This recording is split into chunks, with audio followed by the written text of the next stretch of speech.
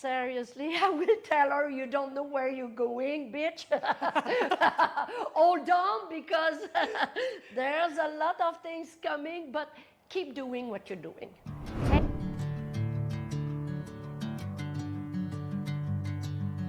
Hey, welcome.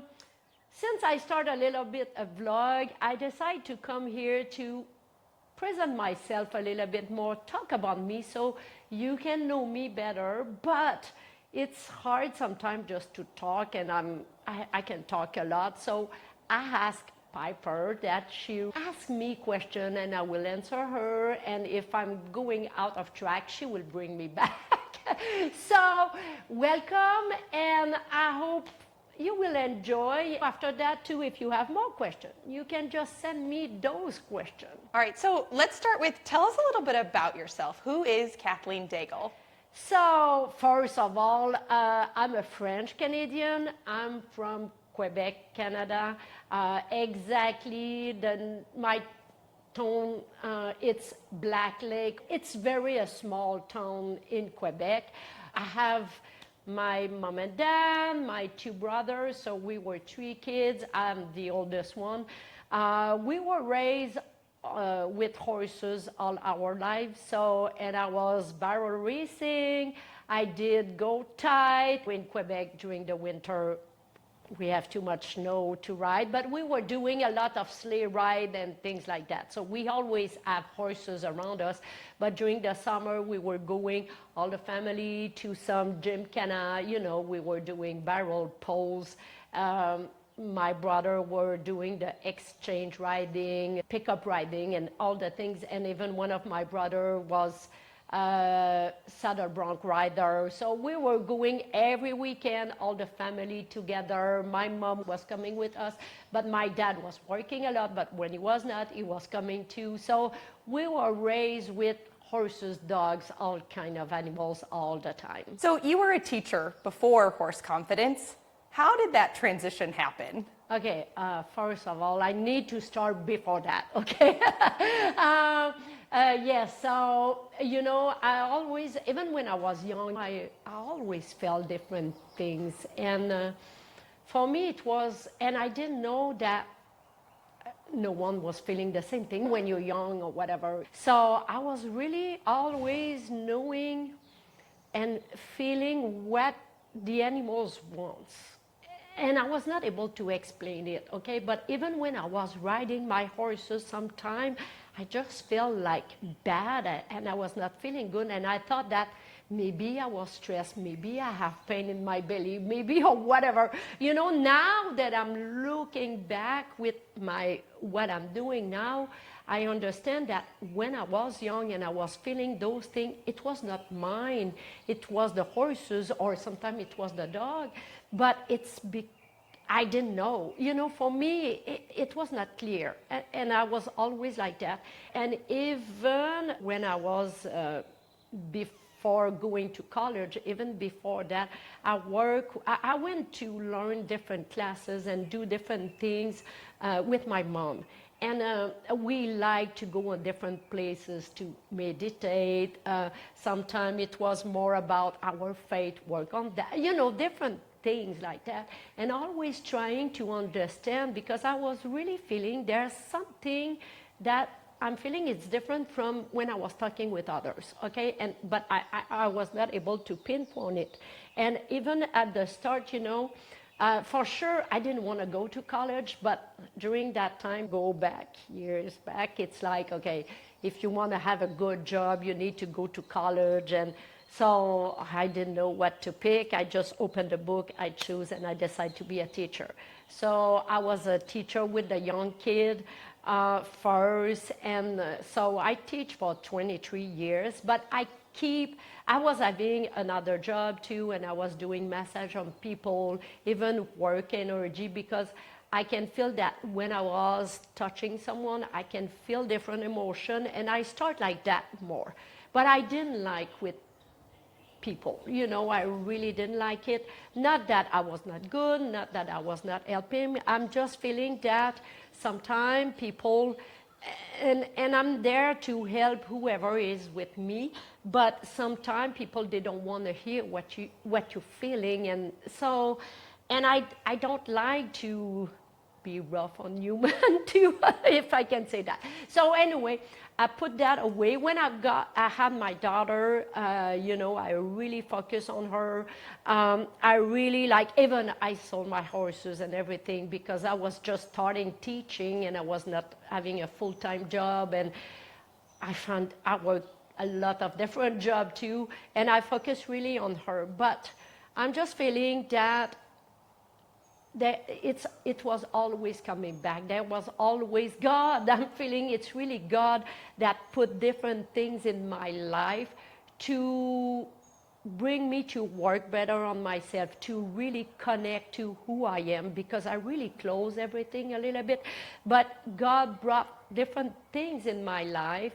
Some even were more hard, that I have to go deeper and really to reconnect to who I am, to what I have. He was pushing me, even if I was saying, I don't want to do that. I'm really feeling that God pushed me like, okay, a little bit more, do a step more, and I'm really feeling that without that, I won't be here now. And yes, if I can talk about my life, and all the people can say, oh my God, it happened to you, it's so sad. No, it's not. Yes, during that moment, it was hard, it was sad, but when I look back and I look at all those events, my God, those things, and with my faith, with the work that I did on myself, that bring me where I am now, that bring me who I am now. Does that make sense? And even like when I was teaching, I always felt there's something else, but I never expect to be in Texas. But I just felt like, yes, and I was good, I love teaching, and I really help a lot of kids, but I just felt that it was not my path. Okay, but during that time, I really because it's good money, and I was lucky because I had the summer with my daughter. I can, and go because I bought her horse, I think, her first horses, I think she was, I'm not sure if she was 2, and now she's addicted too.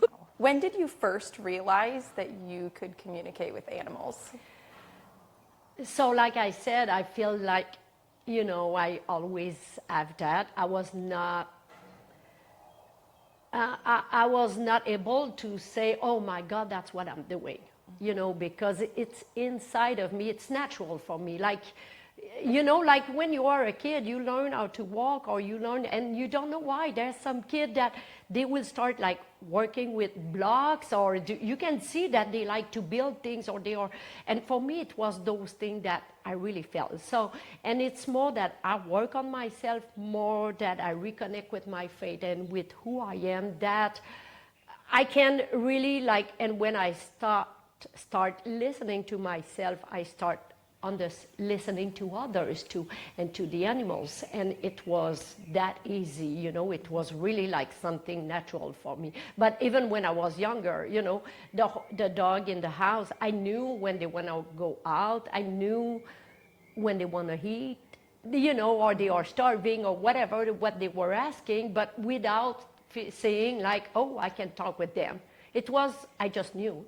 Does that make sense? It's hard to explain, but it's like that, okay? What made you leave Quebec and move to Texas? Oh, okay. So that's another long story short. I will try to make it short. So after my teaching, I started a business as giving lesson to the oldest people how to use their iPad, and how to be during that time, how to use the iPhone, iPad, email, all those things, Facebook. I started my business on that, and it went really big very fast. I had to hire other people, and during that time too, there's some business that they were asking me how to grow their Facebook. So I start helping them. I start saying that I need something to do something with horses, because during that time I start hearing them a lot more, but I didn't want to say that I was doing that or hearing that.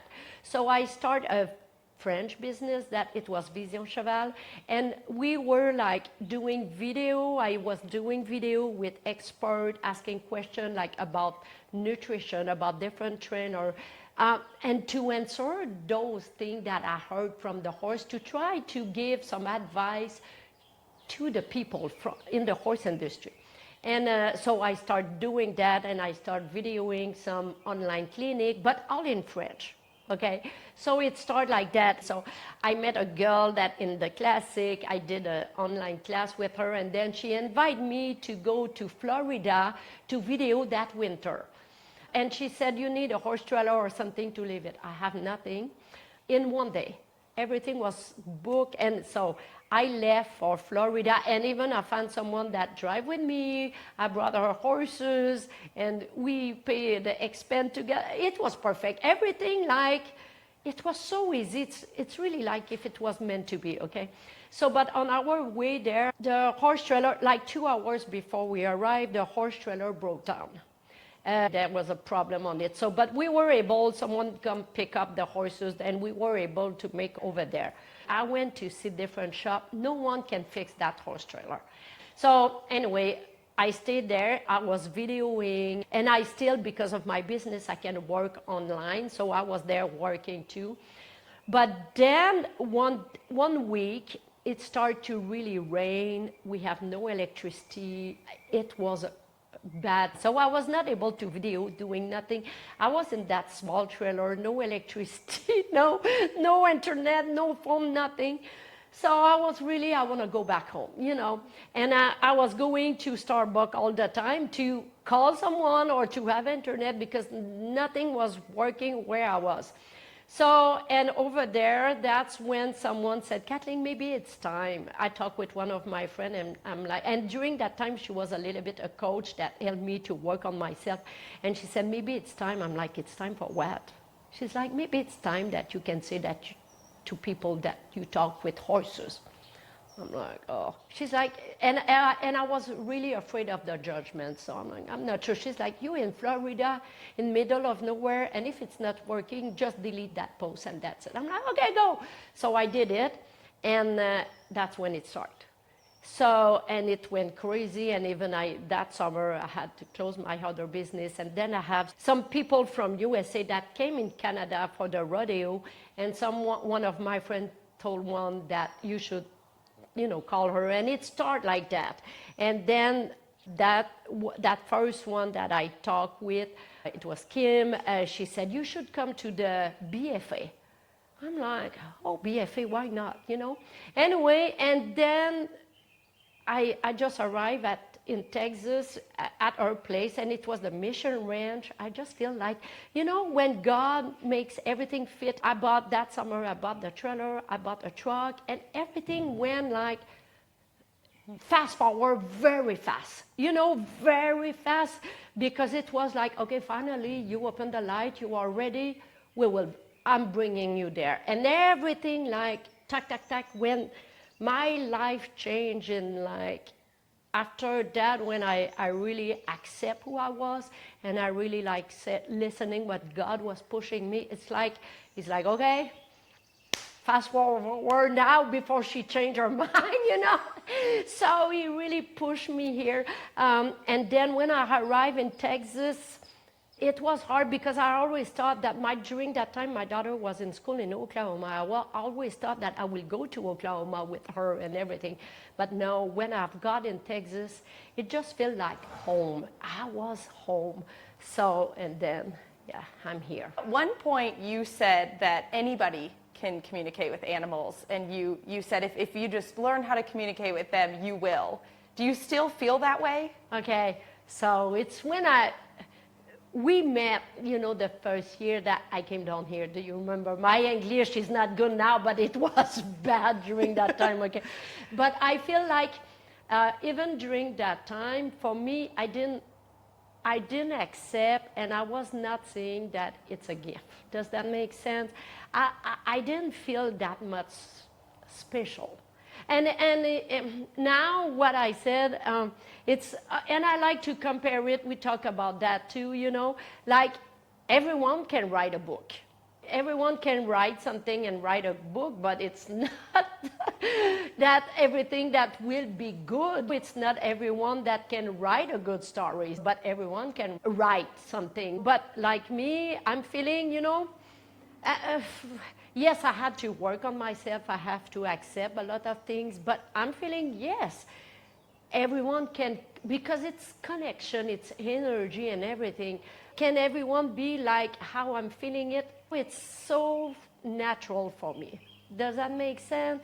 So if you want, you can. And if you take time to stand and listen, yes, you can feel things. Can you communicate fluid like what I'm doing? Because for me, I can have, sometimes I look weird a little bit because it's really like I have a full conversation and what they show me and they tell me it's crazy.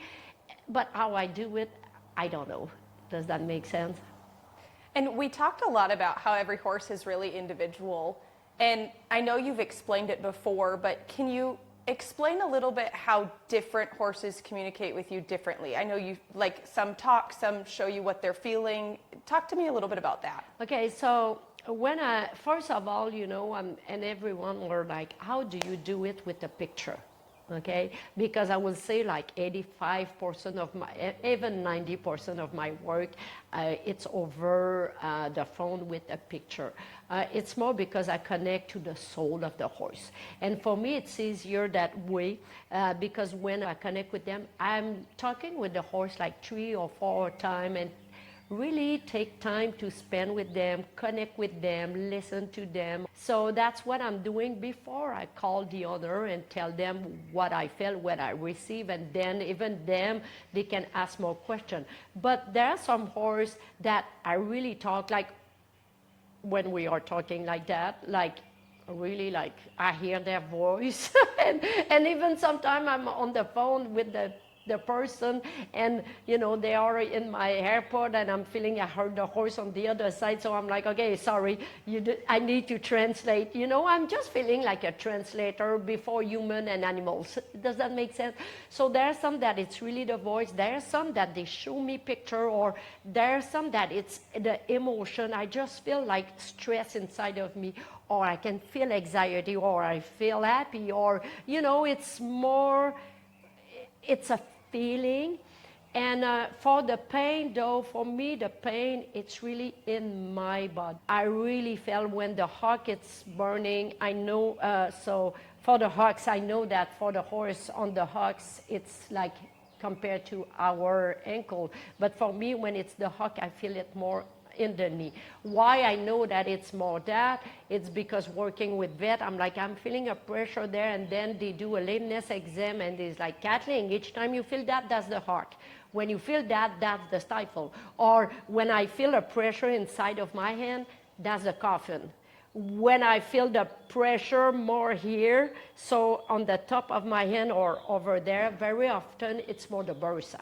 So that's how I can be, but it's working with vet, or it's sometimes it's like the owner, I feel, okay, I felt something like in the throat on that side, and it's weird. I don't know what it is, but there's something, and then they go see, anyway, something that was wrong. So now I know that feeling.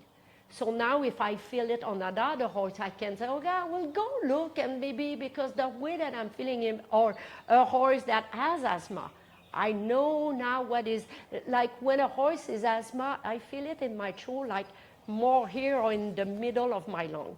When a horse bleed, the way that it's like each or EPM, or when the pole is out, or the TMG, when the TMG is so, oh my God, I feel that pressure here. So even if the ear of the horse is there and the TMG, I really feel it on that part of my body. So it's more like, and you know me, how much I ask questions, and when I don't know something, I'm asking. And so when I'm working with vet, and they feel something, I'm asking a lot. So that helped me to be more, or even with the Cairo water, I ask questions all the time. So, and I'm feeling that helped me, and I like it, but in the same time, that helped in my work, and I can help others after that more. What's the hardest part about starting over in another language? It's still hard sometimes. I feel sometimes, and I need to stop saying that. I'm always saying like, I know my English is bad, and sometimes I'm feeling I can like even to do those kind of video and.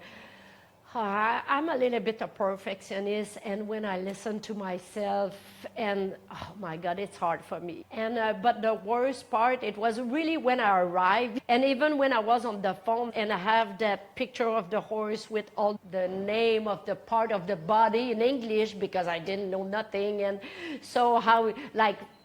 Hawk c'est le jarret in French, so it has, and now it's the opposite. When I talk with French people, I just have the name in English. What helped me the most, yes, being with people that just speak English all the time, but there someday I was so exhausted because, you know, with my work, it's a lot about energy. I need to concentrate on the people, but then translate in my head to say it in English, but then when people were talking, really focusing and concentrate on what they were saying and to understand and be able to. So that was pretty hard. And then when I was going in my horse trailer, I was listening TV, but in English with the subtitle. I think that's what helped me the most. But still, sometimes when I'm going to eat and there's a lot of people together, if we talk about horses, I'm fine.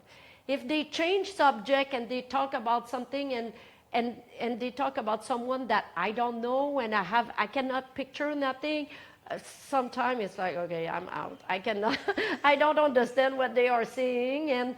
But at the start, I have to really push myself, and I just try, and even my daughter was like, okay, Mom, because when I didn't know a word, I was using a French word with an English accent.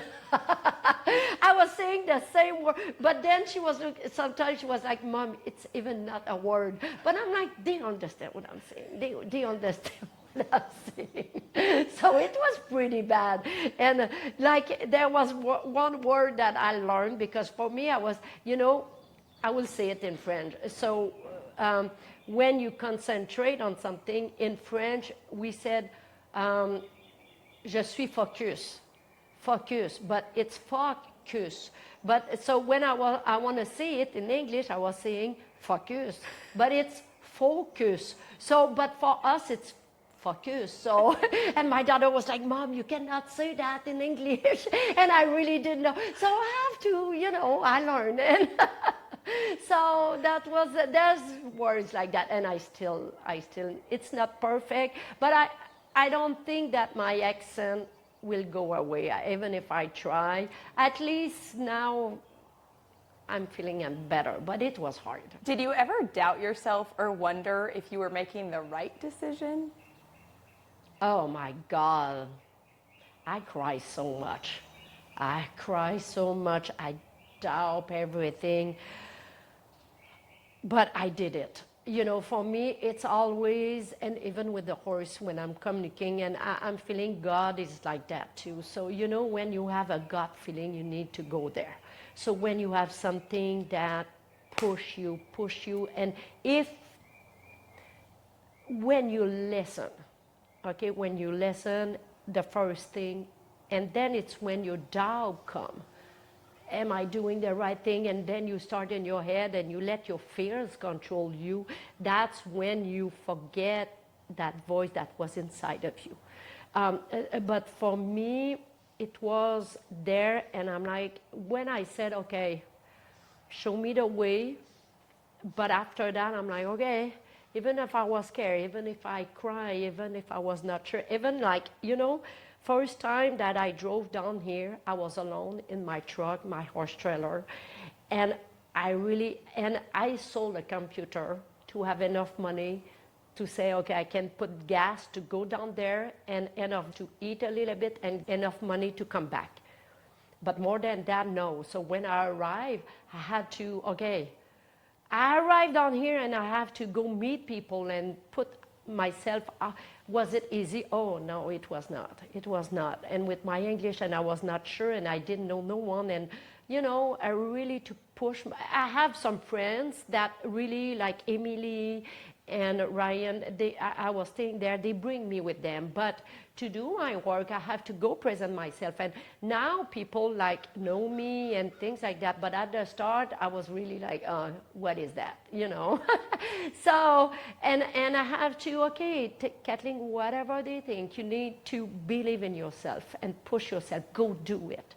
I really did a lot of miles. I went to a lot of places. I was working all the time, and even if I was not sure, and even if I was crying, I'm feeling my fate, and I'm really feeling sometimes, you feel like even if it's hard, but there's something that holds you. I'm really feeling that during that time, God really hold me like, okay, we want you there, so we will help you. We will make it happen. Yeah.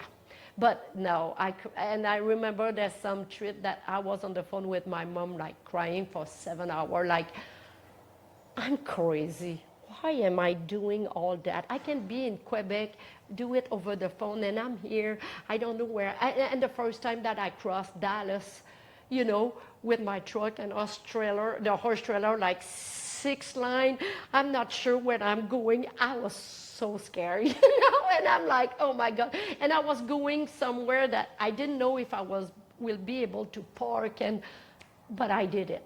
I did it, and I'm very proud of myself, if I can say that. Yeah. How did Horse Konfidence grow into what it is today? First of all, it was about to really build a business here to create for my visa and everything, but I won't go on that part. But I was with some friends, and I tried to find something, that really like work with me to find the name of my business. So, and it's really like, because most of my work, it's with horses. Anyway, we end up with Confidence, but we put a K for Kathleen. So that's how it grows. And then I was at Tasha's place, and I was traveling with her a lot, going different events, going everywhere, meeting people, and it started like that. And even like, I'm very lucky, and I can tell you that at the start, everyone were looking at me like I'm an alien, and no one really believed in me, but I was able to help some. And then there are some vet that start to be open-minded, and I'm the first vet that I worked with. It was really Donnelly. He came to the barn where I was living first. I was like, oh my God, when I saw him, and I'm like, okay, he will think that I know people judge me a lot. So, but now he was really open-minded, and really everything that he said, he looks, and it's like, oh my God, and he can feel that. And I remember, I think it was in kinder. Anyway, Dustin Angel asked me to go talk with his horses. And so I start with one, and there was another guy there, but I didn't know that it was his husband, so it was Clay. But more than I was talking with the horse, and I was saying, okay, oh yeah, you did that you inject his hawk like 2 months ago or whatever. And Dustin was like, no, we did not. And then Clay was there looking at his phone. He's like, yes, I did. Yes, I did. Yes, I did. But I didn't know that he was a vet. He was the vet. So, and then he was like, yes, I did that. Yes, I did that. And then he was like, okay, you need to talk to the other one. And he didn't tell me that he was the vet. So I talked with another one, and now Clay, we talk every week, and we work a lot together. But at the start, even he said that all the time. He was like, okay, what is Dustin's story again, animal communicator, because he used the other before. I think it's go meet the people, and they really felt that, okay, it's not bullshit. What I was saying was real. And then it's by mouth, someone else, and then people start texting me, and during that time, I was never saying no. I was always like, yes, yes. I was working like, I still work a lot, but I'm staying more at home. But during that time, I was everywhere. I went everywhere, and meet people, and living in my horse trailer with my dog. So that's how it grows. Yeah. What do people not see behind the scenes of your work? What I'm feeling that people don't realize, it's how much it takes from me. For people, when I'm some event or whatever, hey, can you come just talk to my horse? Yes, I can. I'm not saying I can't, but it's like there are some horses that it takes a lot of me.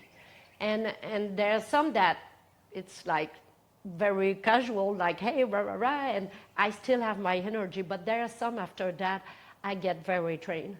And it drained me. So yes, at the start I was doing a little bit more, but more horses a day. Now I'm doing less, but I'm feeling too that my communication are more deep or more precise.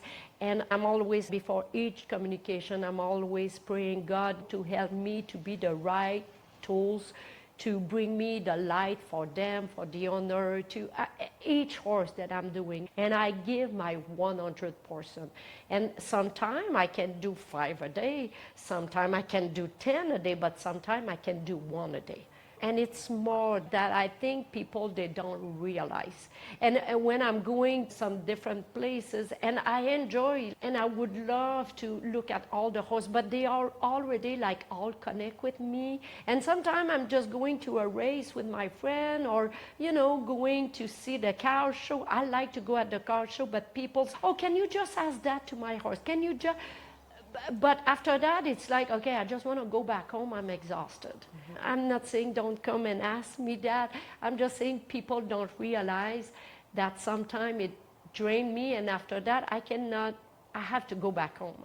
Or I have to go in my truck and really take a rest. Now, some people might relate to this because there's this thing on social media. I feel like it's more talked about now, but you have like a social meter. And it runs out when you're around this big group of people, whatever. So it's kind of like that with you, with animals and probably people too. Mm-hmm. So you kind of have double talking to you because there's double animals, you know. Mm-hmm. Some people have 6 horses, so you're talking to the human and 6 horses. That's like talking to 7 people right there. Yes, yes. So, yeah. Looking back, what are you most proud of? You know, I really sold my house. I sold everything. I bought that container. What I'm proud of is my faith. I will cry almost, you know. Sorry. You're okay. Take your time. What I won't say proud. I will say grateful. I will say more grateful because, you know, when I was in Quebec, and I'm not saying that there's no judgment, nothing like that, okay? But so when I was up there, there's a lot of people around me that, and those people were tools maybe to push me away, and I'm very grateful for them because that they were doubting and thinking that I was crazy, you know, because I sold a house, I bought a container, I put all my things in there. And that horse trailer, you saw it. It was really small, like 7 by 10. So, and I lived in that for 3 or 4 years. I used to have a big house, 3 stairs, 3 bathrooms, everything, and then in the small. Anyway, so I'm feeling it's more my fate that I really listened and I did it. And yes, I put doubt, but the doubt were there, but I didn't stop on my doubt. I didn't stop on my fears because I really felt that it's where God wants me to go, and I just did it. I'm proud of me of doing that. And what I'm the most proud too, I think, it's I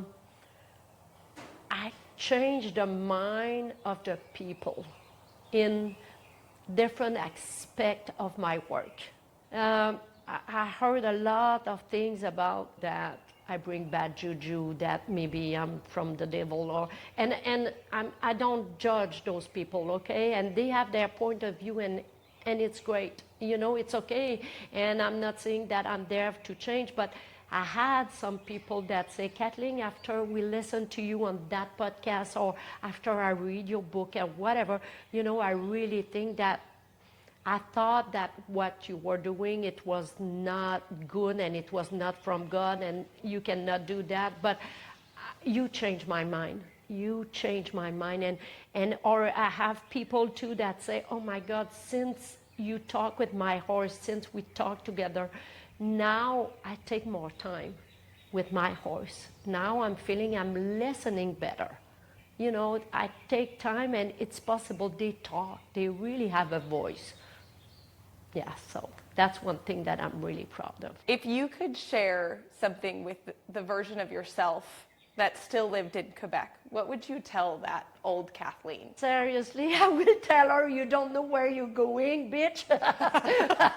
Hold on, because there's a lot of things coming, but keep doing what you're doing.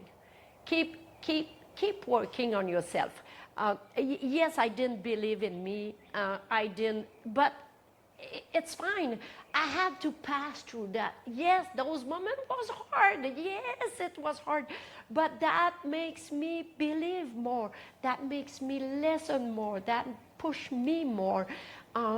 Keep going. Keep going and hold on, bitch, because you will have a life that you can even not imagine right now. I'm telling you, even like if you go like maybe 12 years ago, not that far, and I'm pretty old, but even 12 years ago, I will never thought that I will be in Texas. Never, even, never. It was never a dream. So, yeah, I will say just, hey, keep going, don't, and it will be hard, but do it. Before we wrap up, tell me a little bit about how horses communicate with you. And things that they share with you. Okay, so I have, so we can do a full video on that. I have a lot of very funny story, but the most part of it, and even sometime, I'm always say that horses are like your kid. So that's the first thing, okay? And horses are really like that because when you let them talk, sometimes they say, oh, she gave me something in my mouth. It tastes like shit and I don't like it, but maybe it's good for their gut. They need it. But it's not because they said that they don't like it that you don't have to give them that.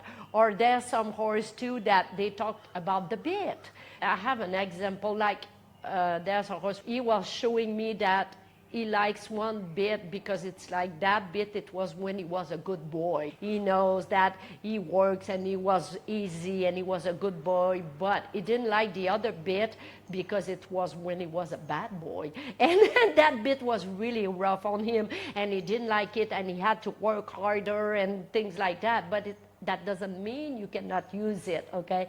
Or there's some that they don't like to practice in the arena, it's boring, but if they need to, they need to. What is funny too, it's when I talk with young kids about their horse, they love their horse, but the kids sometimes can be impatient, or when the horse, they react different way, but because they don't give the right cue, or the horse, they don't understand, and the horse tell on them. And so that sometimes those stories are pretty fun, or there are some that they don't have a regular schedule to feed, and there are some people that will stay late in bed in the morning and they get late in the barn to go feed them, but the horse, they tell on them, and they are so pissed and like, I was starving, she didn't come, and blah, blah, blah. And so there's a story like that, and it's pretty fun. The horse, they are really at the moment present. They really are like, they want to interact, but they are like kids. Take care of me, or let me have fun. Or there's some that they don't like to have fun.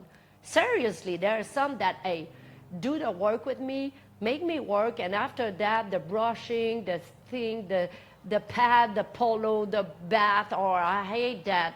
Let me be dirty. They are all, each horse that I'm feeling, they have their own personality. Yes, at the end, it looks a little bit like I can say there are some that they are bossy, there are some that they like to have fun, but they have their own little things that they like and they don't like. And I'm there to be their voice, but in the same time, if people really take time to listen and to look and to be with their horse, I'm feeling they can feel those things.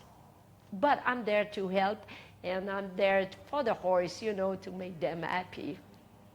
Well, we might have to start a whole series just on the stories that horses tell. Yeah, we should maybe do that one day, but there's things that I'm sure I cannot share because there's some juicy things a little bit. All right, Kathleen, well, thank you for chatting with me today. Thank you, Piper. Thank you so much. Thank you.